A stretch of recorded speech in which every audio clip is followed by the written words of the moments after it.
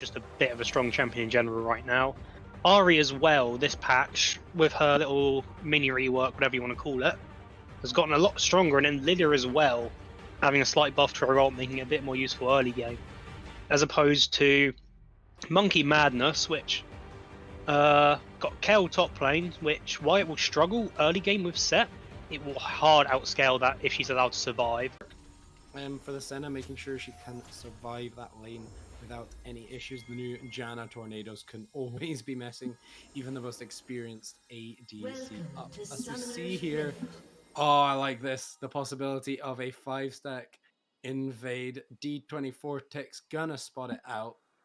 As they continue going on, Bishan leading the charge, but it's gonna be disengaged off of get himself out and get back. Nothing comes of that engage, just some knowledge onto the map. I think, did they manage to get a ward down? Doesn't look like they did. The jungle still dark. So, Karma Noir getting called out here. But I mean, as we're seeing this, I think one of the first things to be talking about this game is going to be the jungle pathing, seeing who's going where and what the actual angles are. So what do you think is going to be happening this game?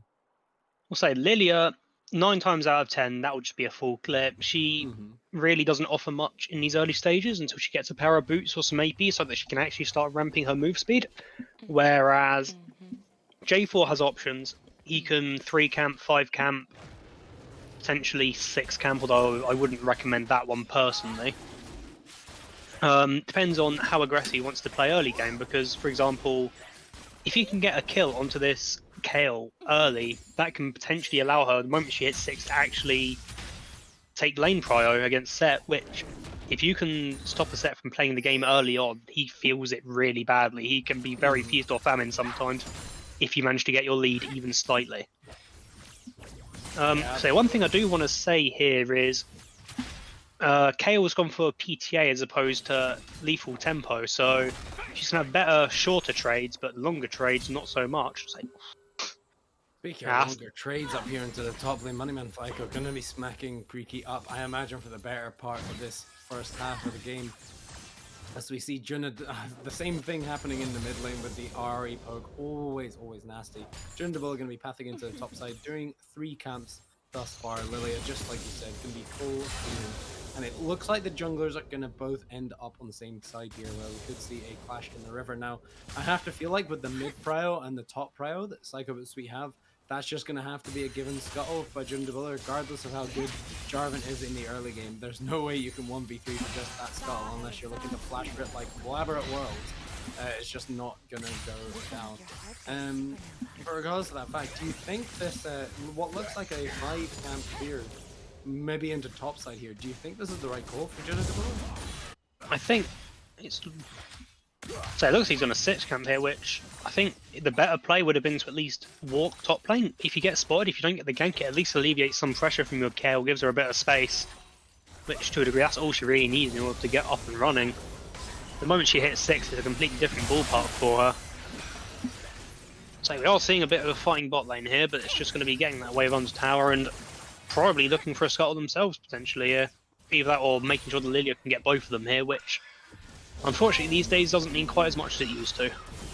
Yeah, of course, the scuttle nurse will be felt lane for jungler everywhere, however it doesn't mean there has to be less fights about it. But either way, regardless of if they're worth less than they're used to, being double scuttled is no small feat, especially in coordinated play. The fact that this advantage is here for a farming jungler early, and Jarvan hasn't managed to find anything on the back half, that has to feel bad for the side of Monkey Madness. However, I will always trust in the Junadable. I will always trust there's some secret to this man's Monkey Madness, and I'm sure he will manage to find a way into this game, as we seem to see him pathing down bot side here. Could be looking for a play here, or could just be looking to start the camps. But with the wards that are here, I have to feel like even though they're pushed up, bot still feels very safe. Yeah, so at the moment they've got 3 lanes with prio, taking quite a big CS lead at the moment in that bot lane, about 1 waves total. Especially with Senna's going to be suffering if she's not getting these stacks as well, because she lost almost 75% of her CSing stack. I think it's now 1 every 6 waves she gets, or something ridiculous. So with the huge nurse coming through, but the fight coming out in the bot lane doesn't look like it's gonna matter though. Jaina Proudmoore able to turn that round. The stun there with the knock up, sorry, from the Janna gonna lead to huge damage onto the side. Jarvan is here to cover it, however, so could look away, but it seems like he's gonna walk away. No harm, no foul, trading health in the bot lane. So yeah, while these are both scaling bot lanes, Jinx just having that lethal tempo, if she can get into that minigun range, she will completely shred center and win these fights. Not really much they can do to fight back at the moment, they just have to play to scale and try and get stray souls wherever possible, but I don't know how that's going to be possible against this bot lane, personally. And there is always the question of if there was a possible fasting Senna angle here. With the Karma, with the range, there is the possibility that she's able to farm, get the items up herself, and instead put those souls on the Senna. But these are always the draft questions that can be asked after the fact. The reality is now the hike is on a ADC, and he is here to try and do that damage. Even if souls aren't there, flash forward from black hole in the mid lane. Bishan gonna try and look for solo kill, but it does not matter. Lilia is there to help him pick it up. Massive damage coming through there in the other game with the R. The damage on the wave makes it so hard for Sylas to farm, especially with it getting permanently pushed into him. But that is going to be more or less a solo kill in the mid lane. Just a little cheeky assist and a kill steal from the jungler. How do you think that play in fact is that? Ari's going to be unhappy she's lost a stack on a Dark Seal. That's what I think is going to be about that play. But honestly, I think getting that early kill on the Lilia is much better, because once she starts getting rolling, hitting these items, the Leandries, she gets some. Oh, a flash behind there, under tower from Running Man Playco. However, Pricky looks to trade it back, but cancels the auto attack, does not manage to pick up the kill. Not going to be very happy about this one. Janna and Dabula trading in the jungle. Flag and drags through Bishan, trying to get himself out. However, D24 Tick is here to pick it up. The E misses down the chain. Do not follow us. We see non-stop action here in this bot lane. Jaina Proudmoore getting that lethal tempo stacked up, just like we mentioned, but the root comes through to get hiked out to safety. Action across the map. A kill there. Fumbled by Pricky. The ultimate was great, trading 1-for-1, burning your opponent's flash, but is gonna die for it and is not gonna pick up the kill. I think what happened is he didn't cancel the auto. I think he rammed it into a minion, unfortunately. Oh no! Because I saw the empowered auto come out, the auto reset, but then again it didn't hit anything. So it must have hit a minion there, which is, while he was always going to die there, losing out on that kill is just rough. Yeah, trading 1-for-1 with that kill there would have been absolutely fine, because with the wave pushed under Set's tower, it would have bounced back towards Kayle. Now that she's got the range under her belt with a level 6, she would have been absolutely fine there, but fumbling that has to feel really bad. Auto-attacking the tower, auto-attacking the minions is always the worst way to drop a kill. So this lane's going to become 10 times harder for now, because Set's got that Vampiric Scepter, so she can't, well, she can still free hit the Set for the most part. He is going to still be, if he's under tower, healing that back up slowly but surely, along with his passive, which already gives him huge staying power. Exactly, it's definitely not over for the Set. Obviously, Kayle, however, has found herself through the worst of it and is now, should in theory, have an easier time scaling up. And we saw there just how many resources had to be dedicated in order to make the play top lane. But speaking of resource being dedicated, the ult goes down in the bot lane. Hikes with no level 6. There's no way of him saving himself here. Ozanox immediately, once he lands the bowling ball in the bot lane, goes for that ult there and getting the kill in the bot. So I'm glad to see that we didn't see the flash committed. Oh wait, there's another fight going on here. Yeah, more aggression, both ultimates popped, but doesn't look like it's going to be anything. Might just be a Drake, but Jaina Dabula might have something to say about this mouth. Pulling away, going to look to zone them off as the Jinx keeps the damage down. The ward goes down, 500 health, 400 here, goes over. Looks like the smite wasn't actually online for Ozanox there, so had they pushed in, it could have been good for them. However, Jaina Dabula, Cataclysm goes in, the exhaust goes down, the damage is going to be weak, has to flash out. The Super Mega Death Rocket does not manage to go Super Mega Death, but it will shortly afterwards. Jinx, massive here in the mid lane. Double kill for Jaina Proudmoore. That's really unfortunate there. Yuna committing to the kill there, but Janna just presses 2 buttons and Ari isn't dying anymore. Just especially with Sylas being locked outside of the Cataclysm there, so he couldn't help either.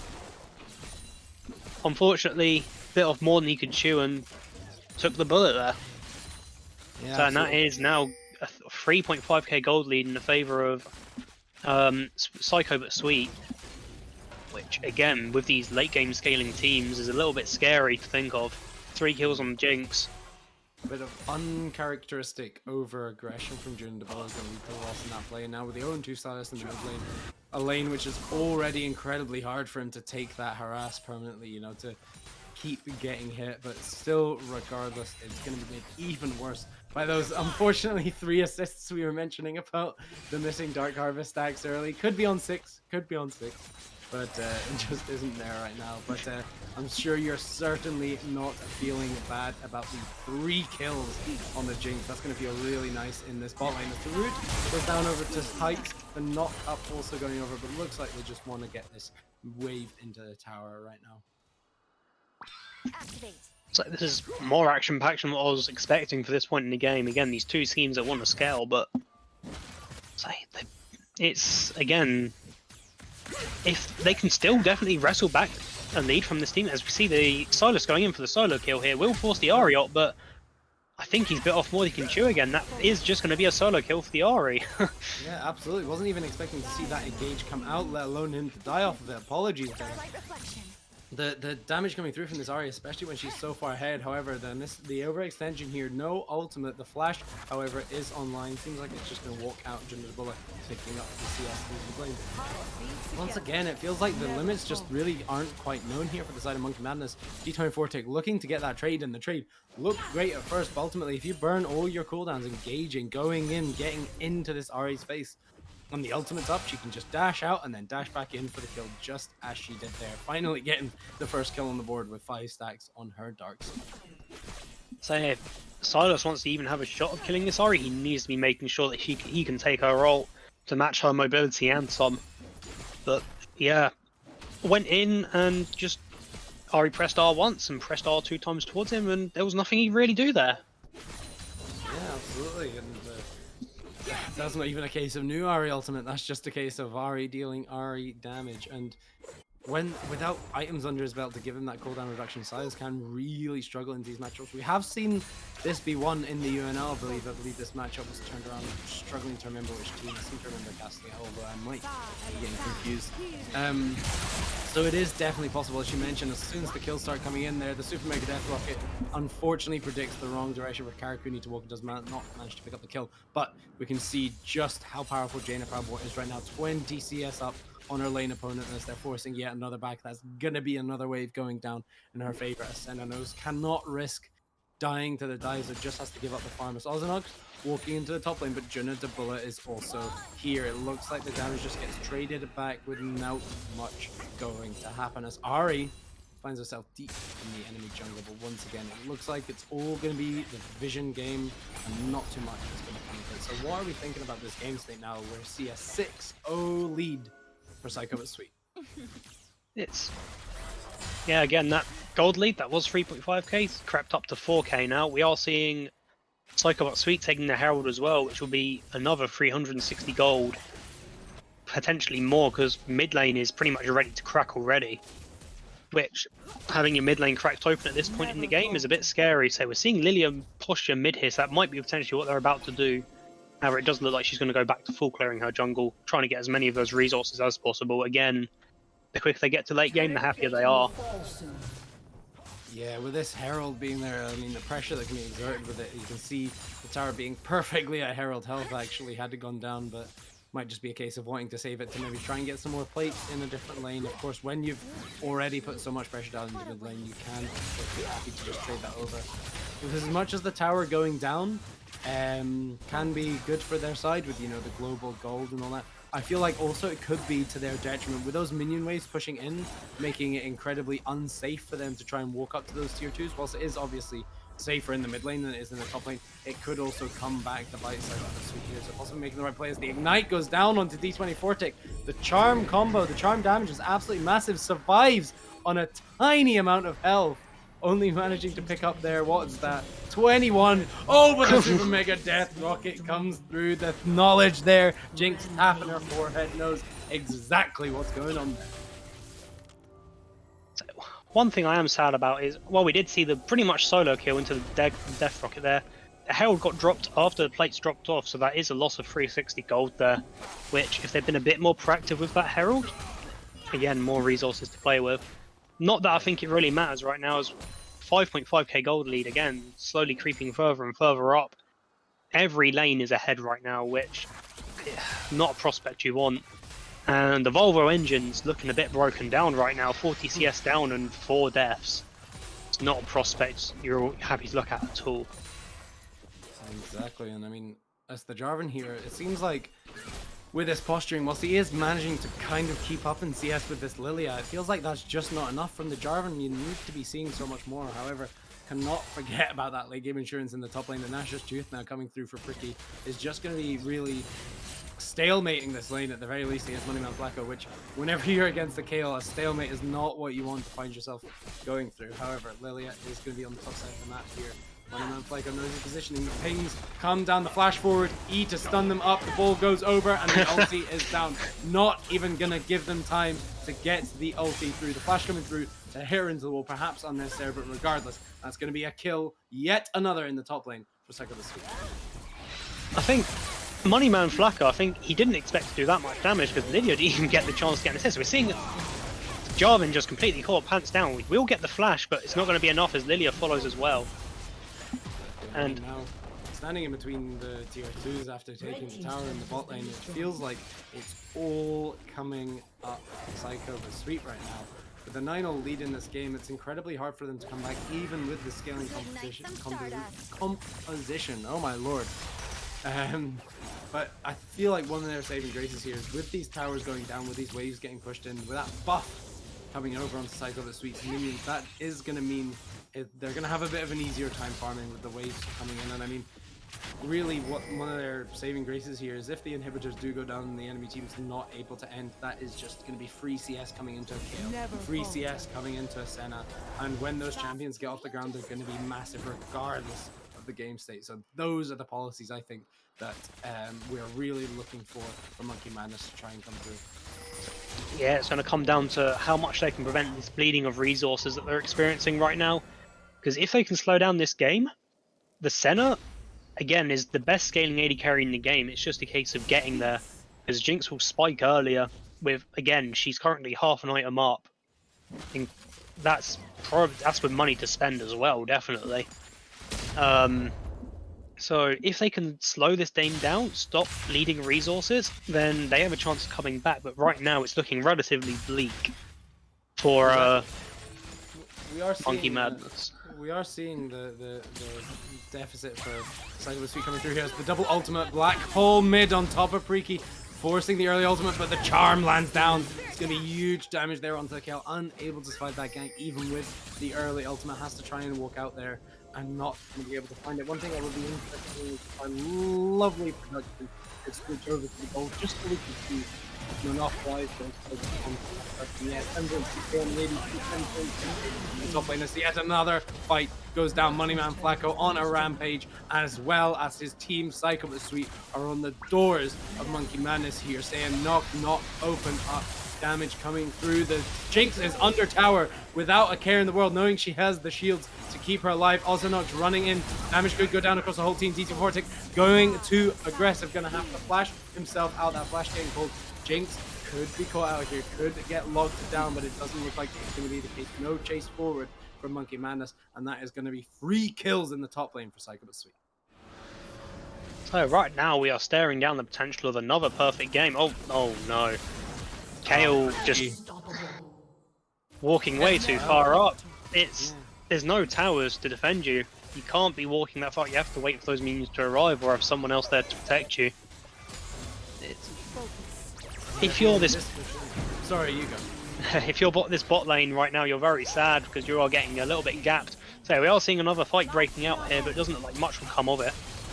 Exactly. Damage there from Ishan. The Cataclysm goes down. The Senna ultimate able to follow over. However, the sleep is going to go down from Ozanox, but it's not going to matter. Putting them to sleep while putting you to bed. A 2 for 0 for Monkey Madness. Their first kills this game on the board, but it's going to be traded back for an inhibitor here as we see Jaina Proudmoore flashing forward into 4 of the enemy team. Could be a throw. The Janna ultimate going to keep her alive for so long, but the Seth ultimate going to take her out of this fight. A huge misplay from Jaina there, giving away her 550 gold shutdown. That is not going to be worth it for the side of Psycho the Sweet as Monkey Madness look to pick up this jungle, look to get the bounty and get themselves back in this game. That was a very ambitious place. They actually managed to finish off one person there. That would have been 4 kills, but again, overly ambitious, doesn't manage to find anyone, and they've just given away a lot of gold that they did not need to give it. Mind you, we're still staring at a 6k gold lead here. Sorry, not 6k, 7k, I can't do maths, but... Or 6.5, whatever, don't care. But, yeah. While that's not the most detrimental set of deaths, because they are this far ahead already, you'd still rather not be giving resources, and especially giving away that potential. What was the potential for the second perfect game of UNL, but not anymore. 4 members trying to make sure they can't hold that title of being able to have achieved one, unfortunately. What started as a beautiful cataclysm, followed up by the rest of his team, and the bullet transformed into a Jaina Proudmoore style throw over the wall. And even I feel like even if she had managed to trade back a couple of kills there, I feel like giving away that shutdown is almost not worth it, because if we think about it from a purely gold perspective, that's going to be 850, just shy of 900, which is almost the same amount of gold as 3 kills. As we have the Senna stat check coming in, bringing her at 35, obviously much further behind her support counterpart, but going to be ahead in those items. So those stacks, I imagine, will slowly start coming through over the course of the game, but I'm not sure that Monkey Madness will have the time to make the difference. The vision there from the Jarvan pillar, gonna get it over the wall. However, this Baron is looking to be started. Junadabilla does seem to be going for the steal here, with some teammates there to back him up, set in the bot lane with the Senna pulling off. However, the TP's coming down, they're making the call, they're looking to make this play. This Baron should be theirs. They do not want to flip it. The early Jarvan flag getting them vision over that wall means he can hop in. Junadabilla with the KO ultimate is gonna steal the Baron away, an objective bounty for them. That is absolutely huge for the side of Monkey Madness, denying that from the side of Psycho but Sweet, but they're making a call here. They have minions in the base, and they're gonna look to try and finish the game in the meantime. However, it looks like those waves can be cleared. Division just going to be taken. I think they're just going to have to go for towers here, because trying to end might be a bit too ambitious in the time frame. So that was a bit of an interesting flip to take. So there's no way you're ever going to be able to stop that J4 from getting in, and that KO as well, making sure that once he is in, he's staying alive. Pike's locked up and blown up here in the mid lane.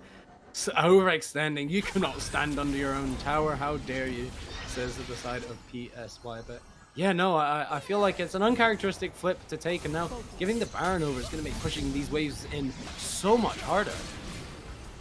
So these minions are going to prove as quite a good stop wall right now, making sure that these towers, can't say like they're still falling regardless. Moneyman Flaco going in, the huge damage from the shield there going over. The flash forward from Ozanox does not find its target, unfortunately there. However, the charm will, that is a charm and a karma down as PSY take the mid inhibitors. They do get something back from this Baron, but that is obviously still losing play. Managing to get that kill though is going to slightly sweeten the deal. We're waiting another 1 minute and 40 seconds here for this Drake to come in and come through. However, with these advantages, I feel like they need to learn from what they've done with throwing these kills away, throwing that Baron away. There's no need to flip at this point. Your Jinx is so strong, your set is so massive. I feel like they really just need to play around their team fighting prowess here and actually try to take the game. I mean, given the throws of PSY, do you think Monkey now has a really big, serious chance back in this game, or is it still going to be incredibly hard for them to find a way back in? It's still an incredible, it's a mountain to climb, to say the least, because we've seen the 2 inhibs going down, and all they really have to do is sit bot lane and wait for these waves to do their job, and they're going to have no chance of contesting the straight. Mind you, Monkey Man Flacco's bit out. Flacco flashing in, no shame about it. The 870 damage from the W going to go back, but not going to be enough to take it through. The shielding and the healing from the Jan is going to be absolutely massive, but the Cataclysm going down, there's going to be 1,000 gold shut down over to Junadabilla. However, looking to trade things back, PSY not going to be able to. Going to be a player down for this dragon, and I feel like that could be instrumental. The pings, however, to defend the base come back. Do we see another Junadabilla attempted steal, or is this just going to be a PSY dragon? I feel like if you're in the Bulla right now, if any one of these members die, you're looking at the game being lost, especially when you're that main front line as that Jace, Jarvan, he can't afford to go for the steal. And again, it's not soul points. They did manage to get the one earlier, so they can afford to let this one lose. And then, should this game be going on 5 minutes later, that's when they have to fight the dragon, as that is when it's do or death. Do or die now here for Monkey Madness. Gonna have to be looking to play incredibly safe, but I mean, we are talking about the scaling picks getting online here. Senna now onto her second item. Kale 0-4, yes, but 2.5 items up. It looks like, unsure exactly, but probably that death cap going to be coming in as the next item. Just saying, look, we need to be winning this game, and I think one way to take that through is definitely with some big ionization, big AP, big damage to come out. And I mean, there's still areas that Judadabula can play around. The cataclysms we've seen are huge. With that 1,000 gold shutdown, he is going to be massive. So how do you think they're going to go about defending these towers without trying to lose too many resources? So I think it comes down to a case of what they need to do here is just at least stall out this tower from falling. At least till Kale can hit 16. She's not far off, and once she hits 16, she gets that 50 range buff and the permanent flames, permanent move speed, which just makes her kit a lot more consistent, a lot more accessible. But it's going to be a case of, can they keep these structures alive for Kale to reach that point? Because if they end up losing this tower and the 2 inhibs that are still standing, then while that Kale might be 16, they will just lose to minions while they take any objective they want, any Baron, any Drake. Yeah. So again, it's just trying to stop the hemorrhaging right now, which that top inhib's gone, so there's only one place they all need to stand at the moment. Yeah, we're seeing a lot of damage coming across though. D24 Tick looking to go in. The stopwatch is going to save him for a while, but look at that kill. Ultimate damage, going to be able to trade back 2 members of Psycho the Sweep for nothing. But Moneyman Flyco, he's in the top lane. He's hitting these towers. That Hullbreaker is going to be doing, but it's going to be doing work. The W looks to go across the entire enemy team, but he does not have the time to take it through. Manages to trade back an inhibitor in the tower for that play, but that is still going to be 3 deaths on the side of Monkey Madness. I'm unsure, but I believe a shutdown they're going over as well. That is going to be huge for them getting back into this game. Kale now has a shutdown from that kill, from that farming bonus. Only 1k gold behind it. We are seeing these gold leads slowly closing, whilst there is still that lead in the mid lane and there is still that lead in the bot lane. The gold leads are shrinking. They're nowhere near as big as they used to be, and this is a worrying sign for the side of PSY. Yes, especially with that, again, the Kale 16's come online now, so she is a force to be reckoned with, and with these 2 deaths, these 2 players in the base, they will, if they so choose to, have the posture on the Baron before the enemy team can respond. But again, it's going to be a case of, will they be able to get said posturing with the 2 sets of super minions currently pushing into their base? So Set does have TP, so we will look to continue split pushing while both teams start walking around this Baron. A big knock up there goes across the shields. Are going to be enough to pull it back. Blue buff traded over to that Ari, trying to make him as strong as possible. Just like you were saying, we think Set's going to try and look for a different angle, a different way to get with this Baron, and it definitely seems like a hull breaker split push angle. The Triforce here on the Set means he is going to be a 1v1 force to be reckoned with. This man's attack speed, this man's damage is absolutely huge. Yeah, just like we were saying, going to be the 1-4. They position on this Baron. Black Hole pops mid, but the damage there from the Kale on the back half. The Cataclysm going down. Ultimate also raining over, but the flashes are burned to get them away. Sleep going down onto the Jarvan to try and stop any further engages. A death and resources burnt for the side of PSY is going to make this Baron fight a lot harder. But Moneyman Flacco still on this side lane, still pushing in. Pings that people are going to defend it means that it's going to be incredibly hard for Monkey Madness to push this advantage without losing too much. Managing to pick up the objective bounty there, posturing onto the Baron, but if they do not give Moneyman Flacco the resources he deserves, they're going to lose their base. So that was a critical mistake from Black Hole there to walk that far forward straight into the waiting hands of a Kale there, which just completely removed from existence. So we all see Moneyman Flacco stacked up with the Conqueror, manages to take one down with him. The W damage coming across now onto D24 Tick. However, his health is going to be low as his team is on the Baron. Knowing that Judadabula is dead here is absolutely huge. No smite to the side of Monkey Madness. They're going to have to look for a miracle if they want this Baron. The snap traps go down to try and prevent any movement coming in, and that is the Baron gone over. Jinx excited, going to be able to run her way out as Bishan looking to get poked on the side. That is a Baron and a kill traded over in a 1 versus 3 for Moneyman Flacco. This man is a monster in the side. Yeah, this Jarvan again, of course his captain is always going to be useful since these are mobile champions, but he's can't afford to stand next to this set for more than 2 seconds without just being melted from existence, as we saw there. The Bork, the Triforce, both with that great single target damage, along with the Hull Breaker giving them those extra resistances to sit there and take said punishment, gives his team, again, with the Hull Breaker, as you said, giving his team an opening to take that Baron, as we see them then posturing up for the Soul, and it's not even going to get contested here, again, because of that Jarvan death. Just costed them 2 big objectives here. Yeah, I mean, So there is. We were talking about how menacing the set was in the side lanes. Now with an Ocean Soul, I feel like it's going to be 10 times harder even to kill him.